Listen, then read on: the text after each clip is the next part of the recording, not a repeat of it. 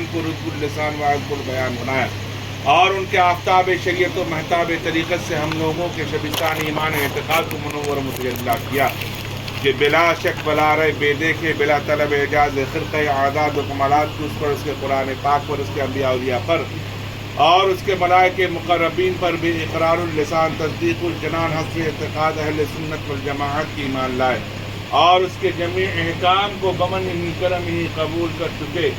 آمنت باللہ و ملائکتہ و کتبہ و رسلہ والیوم الآخر والقدر خیرہ و شرہ من اللہ تعالی والبعث بعد الموت۔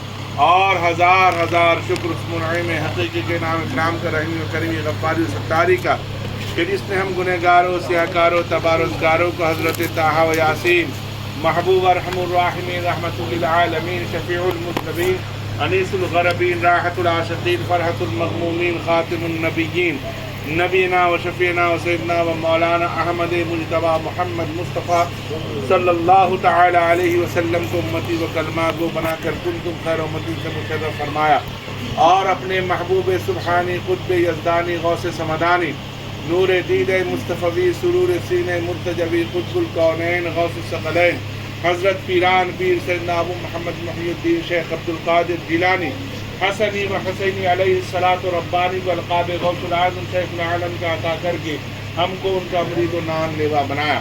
کیسا پیر تمام عالم کا دستگیر، بے کسوں کا حاجت روا، درد دل کی دوا، غم زدوں کا فریاد رس، مظلوموں کا داد رس، مریدی لا تخف اللہ ربی کا فرمانے والا، البیدۃ منا بألف والفرق لا یقوم کے ارشاد کرنے والا، ان یدی علی راس مریدی کا السماء علی الارض کی بشارت کا سنانے والا، مریدی ہمت بشتا و غنی و افعال ما تشاء و اسم عالی کا مدعا سنانے والا، مرید اور معتقدوں کو بخشانے والا، امت جد اعظم صلی اللہ تعالی علیہ وسلم کی جہنم سے بچانے والا، محرم اسرار لا الہ الا اللہ مخزن انوار محمد رسول اللہ صلی اللہ تعالی علیہ وسلم، قرۃ العین مصطفی وارث العلوم احمدی حضرت خاتون قیامت کا نور بصر، اسد اللہ الغالب کا لخت جگر حسنی و حسینی سرو حدیق المدنی، نور الحقیقیت و یقین محی الشریعت و طریقت و دین مالک دنیا و دین، حاکم آسمان و زمین مرحم زخم دل فگراں، آرام جان درد مندہ، گمراہوں کا رہنما، رہنماؤں کا پیشوا،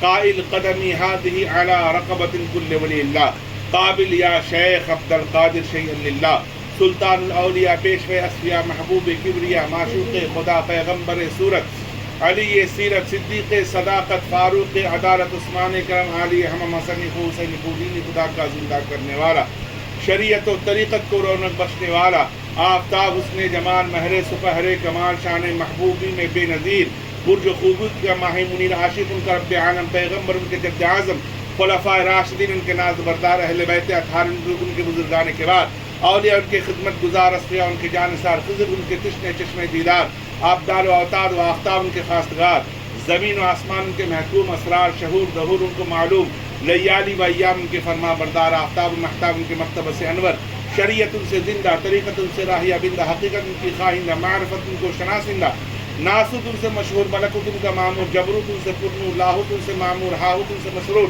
ابراہیم توکل سلیمان تجمل عیسیٰ دم صاحب قم موسیٰ تکلم حضرت محبوب سبحانی قطب ربانی غوث سمدانی سیدنا و مولانا ابو محمد محی الدین شیخ عبد القادر جیلانی حسنی و حسینی علیہ الصلاۃ والسلام علی آباء الکرام الی یوم القیامہ اللہم ادخلنا بحرمت فداء السلام السلام مصدر خلق و کمال مصطفیٰ السلام مظہر حسن و جمال مصطفیٰ رب صلی علی رسول اللہ رب صلی علی رسول اللہ مرحبا مرحبا رسول اللہ مرحبا مرحبا رسول اللہ رب صلی علی رسول اللہ رب صلی علی رسول اللہ دور کے دور کر دے والا غوث کبریا دور کے دور کر دے بلا غوث کبریا دربار میں مجھے بھی بلا غوث کبریا دربار میں مجھے بھی بلا غوث کبریا کر دے معاف میری خطا غوث کبریا کر دے معاف میری خطا غوث کبریا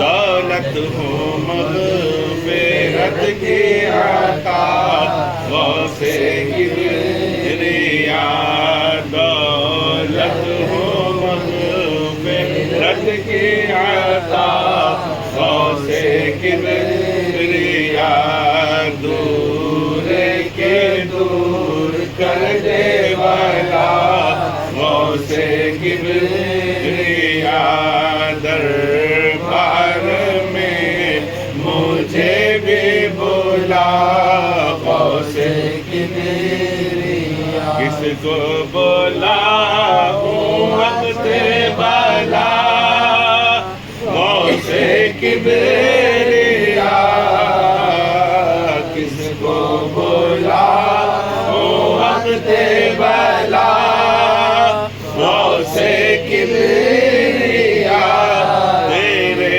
سوا ہے کون بھلا غوث کبریا تیرے سوا ہے کون بھلا غوث کبریا دور کے دور کر دے والا غوث کبریا دربار میں مجھے بھی بلا غوث کبریا لو لگ رہی ہے شمع روخے پاک کی مجھے لو لگ رہی ہے شمع روخے پاک کی مجھے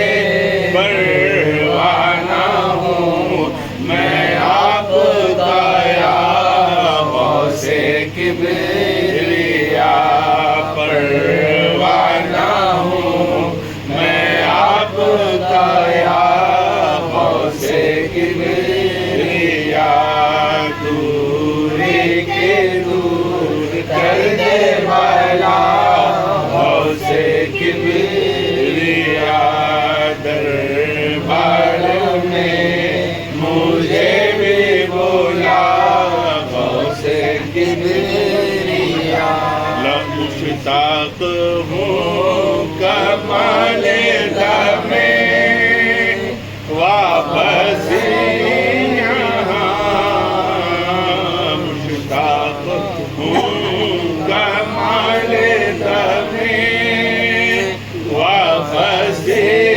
یہاں تشریف لاؤ بحر خدا غوث کبریا تشریف لاؤ بحر خدا غوث کبریا دور کے دور کر دے والا غوث کبریا دربار میں مجھے بھی بولا غوث کبریا پیاسا بہت ساتھی کوثر کے واسطے پیاسا بہت ساتھی کوثر کے واسطے جام میں وصال ملا غوث کبریا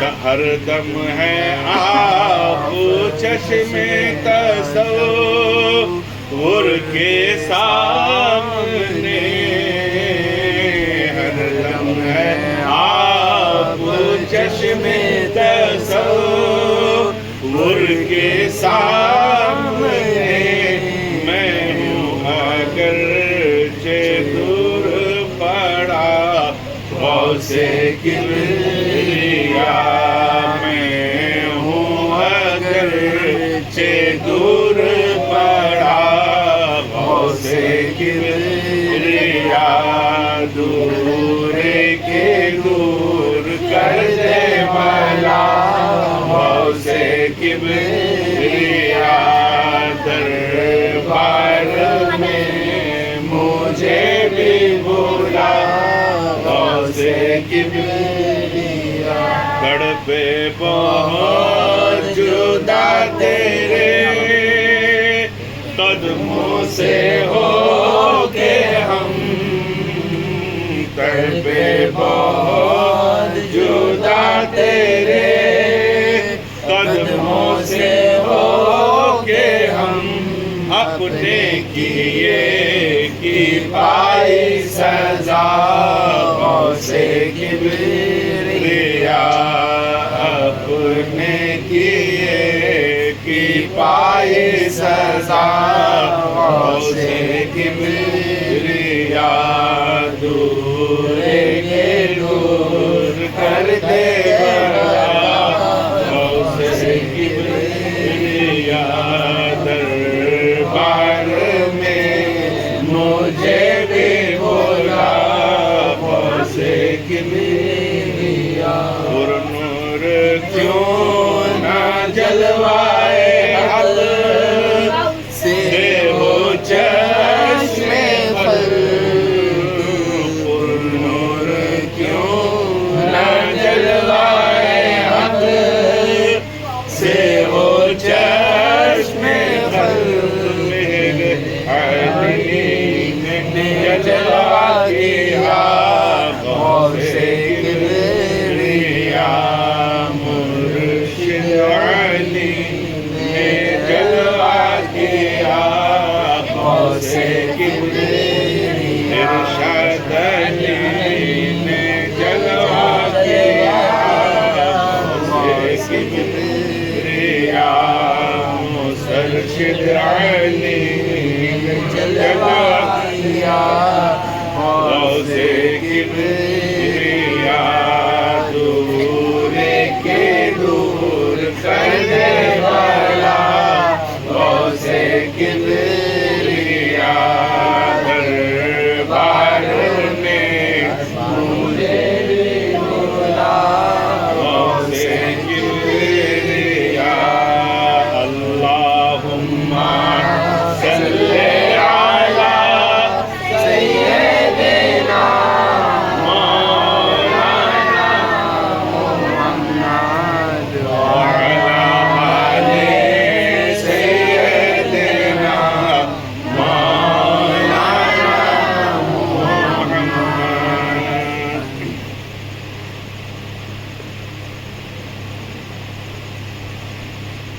نحمده ونصلي على رسوله الكريم، أما بعد، فأعوذ بالله من الشيطان الرجيم ببركة بسم الله الرحمن الرحيم، ألا إن أولياء الله لا خوف عليهم ولا هم يحزنون، صدق الله العظيم وصدق رسوله النبي الكريم، ونحن على ذلك لمن الشاهدين والشاكرين والآمنين والموقنين والمطمئنين والحمد لله رب العالمين۔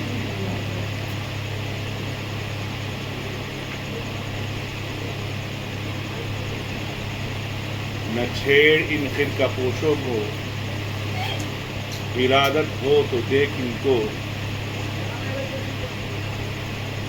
نہ چھیڑ ان فرقہ پوشوں کو، ارادت ہو تو دیکھ ان کو، ید بیضا لیے پھرتے ہیں اپنے آس میں، تمنا کر فقیروں کی अगर तू मर्तबा चाहे कि दाना खाक में मिलकर गुले गुलजार हो पाए। अज़ीज़ाने गिरामी, আজকের এই মাহফিলের মূল উদ্দেশ্য হচ্ছে গ্রামের বালা মুসিবত এবং সমস্ত পরেশানি যে আমরা মুবতলা হয়ে রয়েছি। আজ এই পরেশানির মূল কারণ হলো আমরা মূল পথ থেকে আমরা সরে গিয়েছি এবং আমাদের পূর্বপুরুষ যারা ছিলেন তারা হয়তো গরিব ছিলেন কিন্তু সুখী ছিলেন। কেন না, তানারা তানাদের গন্তব্যের জায়গাটাকে ঠিক রেখেছেন। তানাদের পথ চলা যে রাস্তা ছিল তারা দিশা ভটকে যায়নি। আজ আমরা কিন্তু নিজেদের স্বার্থ সিদ্ধি করার জন্য নানান দিশায় নিজেদেরকে কোথায় গেলে লাভবান হব, কোথায় গেলে একটু বেশি ফায়দা পাব, কোথায় গেলে একটু বেশি উপকৃত হব, কোথায় গেলে একটু বেশি টাকা পয়সার জন্য পীর সাহেব দোয়া করে দেবেন, কোথায় গেলে কোন পীর সাহেবকে ধরলে আমি বড় লোক হতে পারবো, এই ধরনের চিন্তা ভাবনা আমাদের মধ্যে চলে এসেছে। কিন্তু আমাদের এটা আমরা বুঝতে ভুলে গিয়েছি যে আমাদের টার্গেট কিন্তু দুনিয়া নয়, আমাদের টার্গেট হচ্ছে আখিরাত, আমাদের টার্গেট হচ্ছে কিয়ামত, আমাদের টার্গেট হচ্ছে ময়দানে মাহশর। আজ আমরা বড় লোক হই, গরিব লোক হই, মধ্যবিত্ত হই, নিম্ন মধ্যবিত্ত হই, আর যা হই, এখানে যদি আমরা দিন যদি কামাতে না পেরেছি, এখানে যদি আমরা দিনের পথের যদি ভিতরে বসি, দিনের পথে যদি পথিক না হয়ে হতে পারি, তাহলে এখানকার সম্পত্তি আমাদের কিন্তু কোনো কাজে আসবে। হ্যাঁ না বলবেন তো? আসবে। এই সাপোজ ফর দ্য এক্সাম্পল, এই যে আমি যে সাদা জামা পরে আছি, এই যে চশমা পরে আছি, এই যে হাতে ঘড়ি আছে, এইগুলো নিয়ে কি আমি কবরে যেতে পারবো? এসেছি একদম বিবস্ত্র হয়ে, উলঙ্গ অবস্থায় আমাকে দুনিয়ায় আসতে হয়েছে, কিছু নিয়ে আসতে পারিনি, আসিনি। যাওয়ার সময়ও কিছু নিয়ে যেতে পারবো না তিনটে কাপড় ছাড়া। তিনটে কাপড় ছাড়া আমরা কিছু নিয়ে যেতে পারবো? সেই তিনটে কাপড়ের এমন একটা মাহাত্ম্য,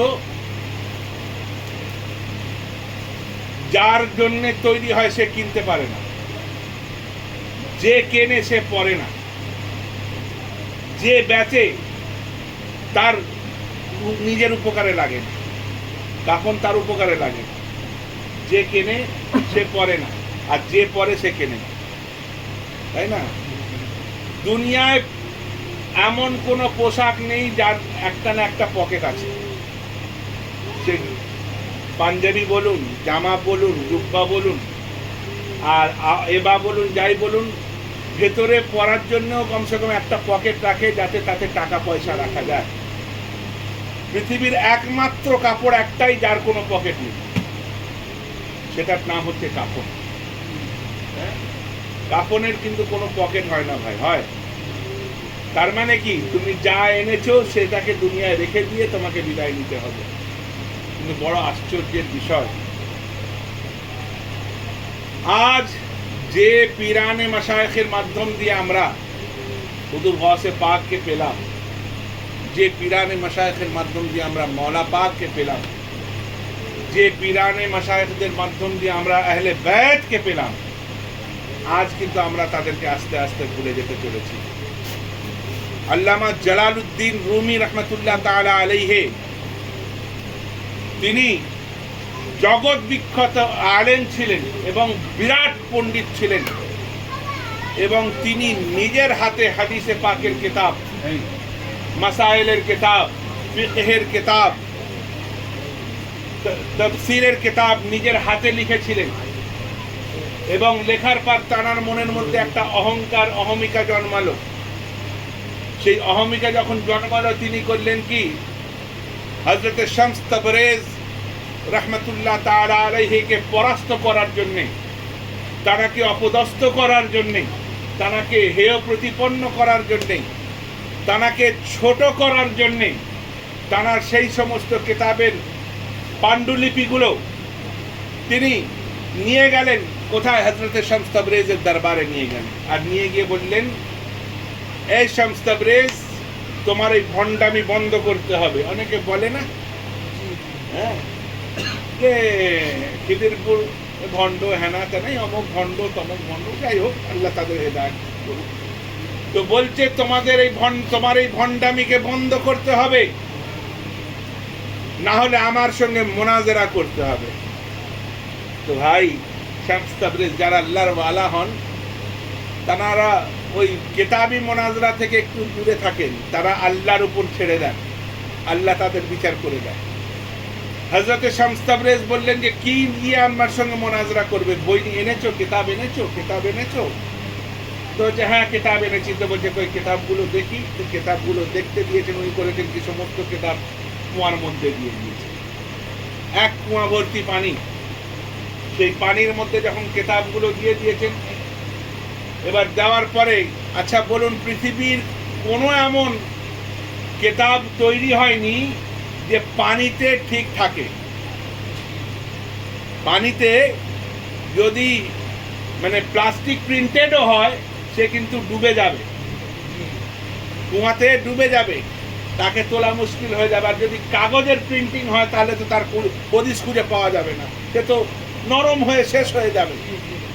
যখন সমস্ত কিতাব পানির মধ্যে ডুবিয়ে দিয়েছে, তখন হযরতে জালালউদ্দিন রুমি রাহমাতুল্লাহ তাআলা আলাইহি তিনি একদম জালালে এসে গিয়ে বলছেন, আপনি যদি আমার সঙ্গে মোনাজরা নাই বা করতেন, তাহলে হয়তো আপনি বলতে পারতেন যে আমি মোনাজরা করব না, কিন্তু আমার জীবন ভোরের মেহনতকে আপনি শেষ করে দিলেন।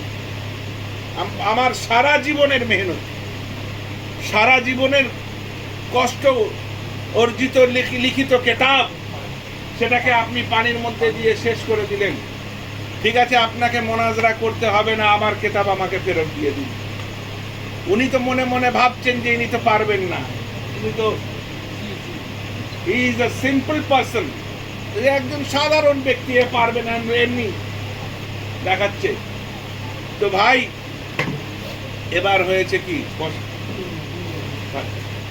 বসো, এবার হয়েছে কি, হযরত শামস তাবরেজ রাহমাতুল্লাহ তাআলা আলাইহি তিনি বললেন যে কিতাব দরকার। হ্যাঁ, আমার কিতাব আমাকে ফেরত দিন। কুয়ার মধ্যে হাত ডোবালেন, কিতাবকে তুললেন, কিতাব থেকে টপ টপ করে পানি ঝরছে, কিন্তু বড় আশ্চর্যের বিষয়, একটা পেজও ভেজেনি এবং তার মধ্যে যে হাতের লেখা, কলমের কালি দিয়ে লেখা, সেটা যেমনকার তেমনই রয়ে গিয়েছে। আল্লামা জালালউদ্দিন রুমি রাহমাতুল্লাহ আলাইহি শামস তাবরেজকে তিনি বললেন যে, হুজুর, আমি বুঝতে পেরে গিয়েছি, আমি আপনাকে চিনতে ভুল করেছিলাম, আপনি আমাকে মুরিদ করে নেন। মুরিদ হওয়ার পর বলছেন, মৌলভী হরগিজ না শুদ মৌলায়ে রুম, মৌলভী হরগিজ না শুদ মৌলায়ে রুম, তা শামস তাবরেজে গোলামি না শুদ। মৌলভী তখনও পর্যন্ত মানে রুমের মওলা হতে পারতো না, রুমের মওলানা হতে পারতো না, যতক্ষণ না শামস তাবরেজের গোলামিকে স্বীকার করেছে।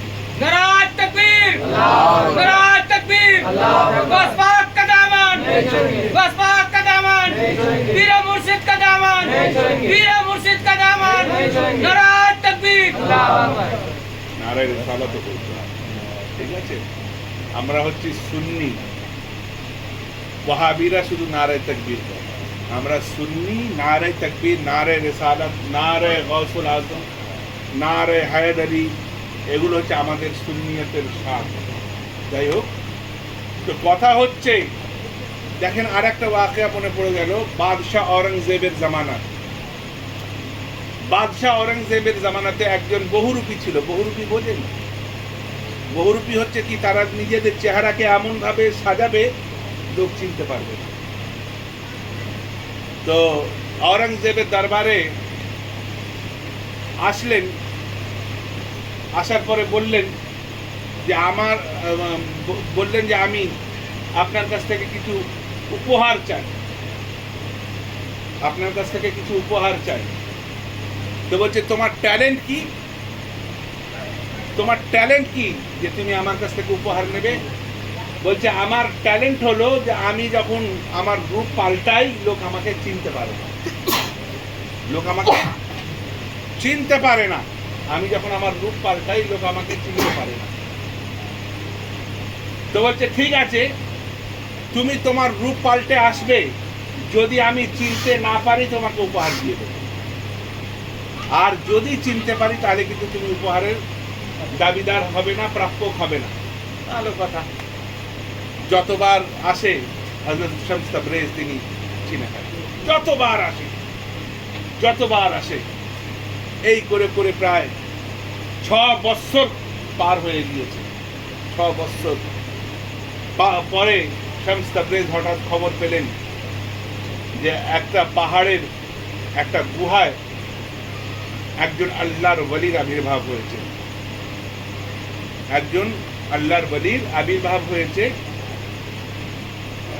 তো তিনি মুখ থেকে যা বলেন সেটা আল্লাহ কবুল করে নেয়, আর লোক লাইন দিয়ে তানার জিয়ারত করতে যাচ্ছে। আর হযরতে আওরঙ্গজেব রহমতুল্লাহ আলাইহি তিনি আল্লাহর ওলিদেরকে খুব ভালোবাসতেন। তার একটা ওয়াকিয়া আছে যে তিনি প্রত্যেকটা মাজারে যেতেন, মাজারে গিয়ে সালাম দিতেন, যদি সেখান থেকে সালামের উত্তর না আসতো তো সেই মাজারকে তিনি ভেঙে দিতেন। এইভাবেই তিনি খ্বাজা মঈনুদ্দিন হাসান চিশতি সঞ্জলি আজমেরি রাদিয়াল্লাহু তাআলা আনহুর রওজা শরীফে হাজির হয়েছেন। হওয়ার পরে তিনি সালাম দিয়েছেন, উত্তর আসেনি। আবার সালাম দিয়েছেন, জানেন চিন্তা ভাবনা করছেন এত বড় আল্লাহর ওলির নাম শুনেছি, তার একবার ট্রাই করি। আবার সালাম দিয়েছেন, উত্তর আসেনি। তৃতীয়বার যখন সালাম দিয়েছেন তো তখন ভেতর থেকে উত্তর এসেছে। উত্তর আসার পরে ভিতর থেকে শব্দ আসছে, এই আলমগীর, তুমি আজ যে আমাকে সালাম দিয়েছো এবং তুমি যে প্রত্যেকটা ওলি আল্লাহর মাজারকে ভেঙে দাও, তুমি কি জানো সপ্তাহে একবার সমস্ত ওলি আল্লাহরা রসুল পাকের দরবারে হাজিরি দেয়, এবং তারা হাজিরি দিতে গিয়েছে আর সেই সময় তুমি সালাম দিয়েছো, তারা উত্তর দেয়নি আর তুমি ভেঙে দিয়েছো। আজ যাতে তোমার মনের মধ্যে ওলি আল্লাহর প্রতি বিশ্বাস জাগে, সেই জন্য রসুল পাকের দরবার শরীফ থেকে আমি এসে তোমার সালামের উত্তর। তিনি হচ্ছেন খ্বাজা মঈনুদ্দিন চিশতি সঞ্জলি আজমেরি রাদিয়াল্লাহু তাআলা। তো যাই হোক, সেই আওরঙ্গজেব যখন শুনলেন যে একজন আল্লাহর ওলি আছে, তো তিনি পালকি করে গেলেন, পালকি করে গিয়ে নিচে নামলেন, নেবে পুরো পাহাড়টা খালি পায়ে হেঁটে গেলেন। আল্লাহর ওলির দরবারে যাচ্ছেন, পুরো হেঁটে যখন গেলেন, যাওয়ার পরে তিনি দস্তবসি করলেন, হাত চুমু খেলেন। চুমু খাওয়ার পরে নজরানা কিছু পেশ করলেন।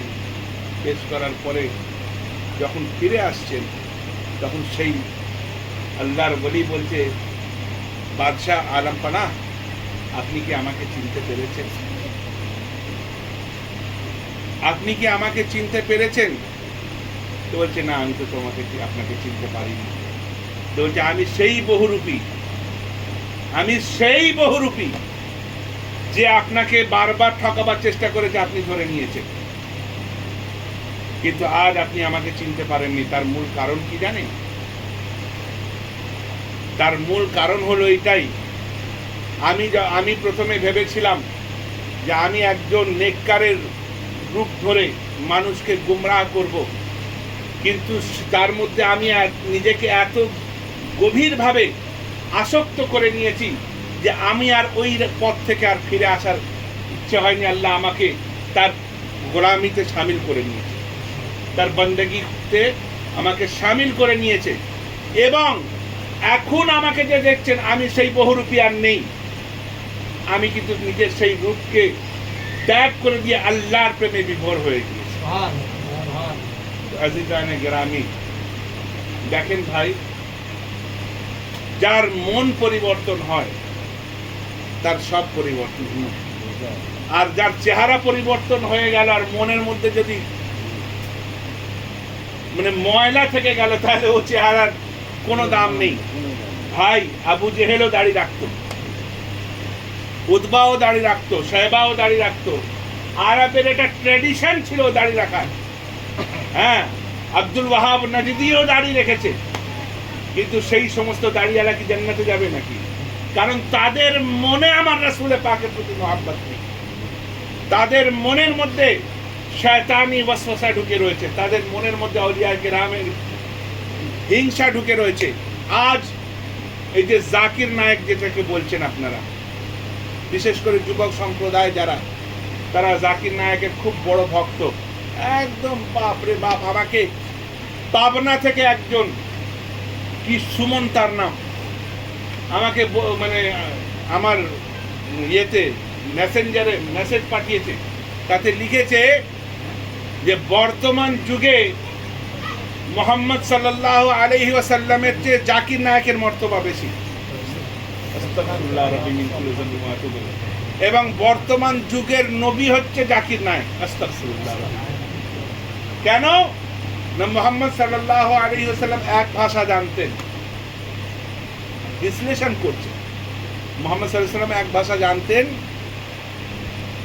আর জাকির নায়েক 3-4টে ভাষা তো জানেই, এবং যে কোনো বইকে বিনা দেখে তার হাওয়ালা দিতে পারে, তার রেফারেন্স দিতে পারে। তা আমি তখন মানে কমেন্টে লিখলাম যে দেখো, যে বইগুলোর রেফারেন্স দিচ্ছে সেই বইগুলো কিন্তু আমার রাসূলের পাকের মুখ থেকে বেরিয়েছে, তবে সেটা পাণ্ডুলিপি আকারে লিখিত হয়েছে, এবং পরবর্তীকালে সেটারই রেফারেন্স জাকির নায়েক দিচ্ছে। তো যার মুখের বলাতে জাকির নায়েক পণ্ডিত হলো, সে হয়ে গেল বড়, আর যার মুখের বলাতে পণ্ডিত হলো সে হয়ে গেল ছোট। হ্যাঁ, তো আমাকে করেছে কি, ব্লক করে দিয়েছে। হ্যাঁ, আমাকে ব্লক করে দিয়েছে। তো কথা এটা নয়, কথা হচ্ছে আজকাল আমরা মোবাইলে বিভিন্ন রকম দেখছি, দেখে সেই রকম জিনিসগুলোকে নিজেদের মনের মধ্যে সেটাকেই মেনে নেওয়ার চেষ্টা করছি, ভেরিফাই করার আমাদের কোনো প্রয়োজন হচ্ছে না। আরে ভাই, খিদিরপুর দরবার আজ থেকে 100 বৎসর, 100 বৎসরেরও বেশি, প্রায় 150 বৎসর এই খিদিরপুর দরবারের অস্তিত্ব আপনাদের এলাকায়। আবারও ভেরিফিকেশন লাগে ভাই। পাসপোর্ট ভেরিফিকেশন যদি একবার হয়ে যায়, যারা বিদেশে গেছো, কি একবার যদি ভেরিফিকেশন হয়ে যায় আর ভেরিফিকেশন লাগে কি? তাহলে আপনাদের তো ভেরিফিকেশন হয়ে গিয়েছে যে খিদিরপুর দরবার হচ্ছে 1 নম্বর খাঁটি দরবার, আহলে সুন্নাত ওয়াল জামাতের দরবার। এখানে না রাফিজিয়ত আছে, না খারিজিয়ত আছে, মুকাম্মাল আহলে সুন্নাত আছে এখানে, আর কিছু নেই। যারা, আমি একটা কথা বলেছিলাম শামপুর শরীফ উরুস পাকে, আমরা আলা হযরতকে ভালোবাসি, এই জন্য অনেকে আমাদের ব্যাপারে কটূক্তি করে ভাই, অনেকেই করে। কিন্তু কথা হচ্ছে আলা হযরতকে কেন ভালোবাসি? এই জন্যেই ভালোবাসি যে তিনি আমার রাসূলকে ভালোবেসেছেন। আলা হযরত যদি আশরাফ আলী থানভীর মতো উল্টো পাল্টা মন্তব্য করতো, তো ক্ষমতা ছিল আমরা তাকে ভালোবাসতাম? না না, আমরা ভালোবাসি রাসূলের পাকের ভালোবাসাকে কেন্দ্র করে। শুধু তাই নয়, আলা হযরত যে দ্বীনের খিদমতগুলো করে গিয়েছেন, সেই খিদমতগুলোকে আমাদের বুঝে নেওয়া দরকার। একটা মাপকাঠির নাম হচ্ছে আলা হযরত। কিরকম মাপকাঠির নাম আপনারা ভেরিফাই করে নেবেন। যারা আলা হযরতকে ভালোবেসেছে তারা আহলে সুন্নাত ওয়াল জামাতের আকীদা নিয়ে ঘরে মজবুতির সঙ্গে ঘরে আছে, আর যারা আলা হযরতকে ইনকার করে দিয়েছে, ইগনোর করে দিয়েছে, বাদ দিয়ে দিয়েছে, হয় তারা রাফেজি হয়ে গিয়েছে, নয় তারা খারিজি হয়ে গিয়েছে, নয় তারা ওয়াহাবি হয়ে গিয়েছে, সুন্নি হয়নি। আমি বলছি না যে আলা হযরতের দরবারের সঙ্গে যুক্ত হও, কিন্তু আলা হযরত যে কিতাবগুলো লিখেছেন নিজের বাপের ঘর থেকে লেখেননি, নিজের বাপের ঘর থেকে লেখেননি। কোত্থেকে লিখেছেন? কোরআন ও হাদিস থেকে লিখেছেন, হ্যাঁ, ইজমা ও কিয়াস থেকে লিখেছেন। এবার আল ইনসানু মুরাক্কাবুম মিনাল খাতাই ওয়ান নিসিয়ান। ভাই আমাদের একটা মানে একটা স্টেজ রয়েছে। আমি ধরেন সাপোজ ফর দ্য এক্সাম্পল মৌলানা সাহেবের কাছে একটা মসআলা জানতে চাইলেন, কোনো না কোনো কারণে হয়তো মৌলানা সাহেব মসআলাটা বুঝতে পারেন, তাহলে মৌলানা সাহেব কি করবে? তার উপরের লোককে জিজ্ঞাসা করবে না? সেই উপরের লোক যদি না বলতে পারে তিনি কি করবেন? তার উপরের লোকের কাছে জানতে চাইবেন না? আরে ভাই, আলা হযরত যে মাসআলাগুলো বলেছেন তার মধ্যে যদি কোনো দ্বন্দ্ব থাকে, তানাদের উপরে যে আইম্মায়ে দ্বীন রয়েছেন, আকাবিরিন রয়েছেন, বুজুর্গানের দ্বীন রয়েছেন, তানাদেরকে দেখে নিলে আলা হযরতের মাসআলার সঙ্গে সবকিছু ঠিক হয়ে যাবে। যাই হোক, একটা জিনিস আমি বলবো যে ভাই দোরঙ্গি ছোড় দে এক রঙ হো যা, দোরঙ্গি ছোড় দে এক রঙ হো যা, সরাসর মোম হো যা সঙ্গ হো যা। ভাই এই আমি যখন আসবো একদম ওই খিদিরপুর জিন্দাবাদ, খিদিরপুর জিন্দাবাদ, বড় হুজুর জিন্দাবাদ, ছোট হুজুর জিন্দাবাদ, আরে বাপ রে বাপ নারায়ণ। আর যে বড় হুজুর চলে গেল ব্যাস, আর কোনো গল্প নেই। ভাই আমি এমন একটা ব্যক্তি, আলহামদুলিল্লাহ অনেক ওলি আল্লাহর সান্নিধ্য পেয়েছি, কিন্তু মুরিদ হয়েছে আমায় আমার আব্বা হুজুরের কাছে। এটা আমি গর্ব করে বলি, আমার আব্বা হুজুরের চেয়ে অনেক বড় বড় ওলি আল্লাহর সঙ্গে আমার সান্নিধ্য হয়েছে, আমার আব্বা হুজুরের বদৌলতেই হয়েছে।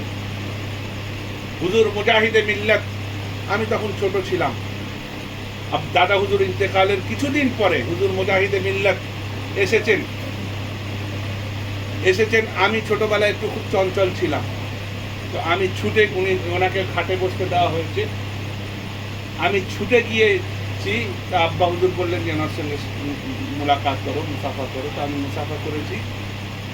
তো উনি আমার মাথায় হাত রেখে বলেছেন যে শাহজাদ, আব্বা হুজুর উনি শাহজাদা বলতেন, শাহজাদে ইনকো আলিম বানানো। হ্যাঁ, তো ভাই দেখেন হুজুর মুজাহিদে মিল্লাত কিন্তু কোনো সাধারণ ব্যক্তিত্বের নাম নয়, একজন ভারতবর্ষের জগৎ বিখ্যাত ওলি আল্লাহর মধ্যে একজন। শুধু তাই নয়, হুজুর তাজুস শরিয়া জানাকে বলা হয়, হুজুর আখতার রাজা খান আজহারি, তানার কোলে আমি বসেছি। তিনি নিজে আমাকে বসিয়েছেন। আমি তখন মাদ্রাসাতে ফাইজুল উলুমের সবে দাখলা নিয়েছি, 1-1.5 বছর হয়েছে মনে হয়। তো তিনি যখন এসেছেন ফাইজুল উলুমে, তো সবাই মুসাফা করা হচ্ছে। মৌলানা নুরুল্লাহ উনি আমাদের প্রিন্সিপাল ছিলেন, সবাইকে দিয়ে মুসাফা করাচ্ছেন। দেখেন ওয়ালিরা ওয়ালি নিশান আসেন, জহুরি জহর চেনে, শিয়ালে চেনে কচু। হ্যাঁ, জহুরি জহর চেনে, শিয়ালে চেনে কচু। আমি মুসাফা করেছি। মুসাফা করার পরে উনি আমার হাত ধরে বললেন যে বাবু আপনার নাম কে? আমি সাডেনলি বললাম যে মোহাম্মদ সাইফুদ্দিন কাদরি। কাউরের নাম জিজ্ঞাসা করেন, আমার নাম যখন জিজ্ঞাসা করলেন তখন বললেন যে আপকে ওয়ালিদ কা নাম কে? আমি তখন বললাম সৈয়দ শাহ কুতুবুদ্দিন আখতার আলী আল কাদরি। তো উনি বিস্কিট খাচ্ছিলেন, বিস্কিটটা রেখে দিয়ে সামনে বেঞ্চ ছিল, বেঞ্চ থেকে ঘুরিয়ে নিয়ে ওনার কোলে বসালেন। বসাবার পরে একটা নতুন বিস্কিট নিলেন, নিয়ে সে বিস্কিটের লোকমা আগে আমার গালে দিলেন, তারপরে নিজে খেলেন। হ্যাঁ, তো ওলি আল্লাহদের ফয়েজ পেয়েছি, এটা আমার হুজুর ওয়াসে পাকে। আর সেই থেকে আজও পর্যন্ত ওখানকার আসাতেজারা আমার কোনোদিন নাম ধরে ডাকেনি। শুধু ফাইজুল উলুমে কেন, আপনি সায়দাপুরে চলে যান, কোনো আসাতেজারা আমার নাম ধরে ডাকেনি। হয় বাবু বলতেন, নাহলে কাদরি সাহেব বলতেন, নাহলে পীর সাহেব বলতেন। মৌলানা আমাদের কবি কবিরুদ্দিন সাহেব বলতেন পীর সাহেব। কেন না, তানারা জানতেন। আর তানারা কিন্তু সব ওই চুটকে মৌলী সাহেব নয়, আলহামদুলিল্লাহ প্রত্যেকেই বুখারী পড়ানোর মতো ক্ষমতা রাখে।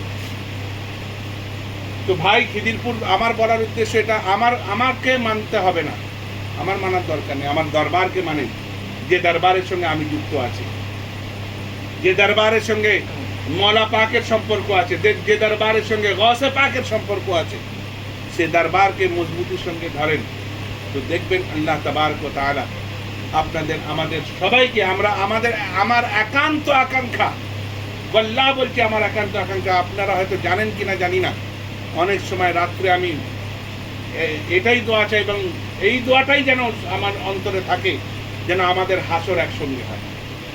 আমি আর কিচ্ছু চাই না আপনাদের কাছে, আমার সম্পত্তির একটু লোভ লালসা নেই, আমার একটাই লোভ লালসা যে হাসরের ময়দানে যেন আমরা একসঙ্গে থাকতে পারি, আর কিচ্ছু আমাদের চাই না। ভাই, আজ যদি আমরা একসঙ্গে থাকতে পারি, ইনশাআল্লাহ আমরা হাসরেও একসঙ্গে থাকতে পারবো। আল্লাহ তাবারক ওয়া তাআলা আমাদের আপনাদের সবাইকে যেন আহলে বাইতে পাকের মহব্বত করার তৌফিক দান করুন এবং তার সাথে সাথে খিদিরপুর দরবারের সঙ্গে শরীফের সঙ্গে যুক্ত থাকার তৌফিক দান করুন এবং আমরা যে খিদিরপুর দরবারের সঙ্গে যুক্ত আছি, সেই খিদিরপুর দরবার যে আহলে সুন্নাত ওয়াল জামাতের দরবার, এতে কিন্তু কোনো দোরাই নেই। এই আহলে সুন্নাত ওয়াল জামাতের তরিকা নিয়ে যেন আমরা চলাফেরা করতে পারি। तूफान नूह लाने से चश्म फायदा, दुआश के ही बहुत है अगर असर करे, ये किस्सा लतीफ़ बिना तमाम है। जो कुछ बया हुआ है आगाज़ बाप था व आखिर दावाना अल्हम्दुलिल्लाहि रब्बिल आलमीन।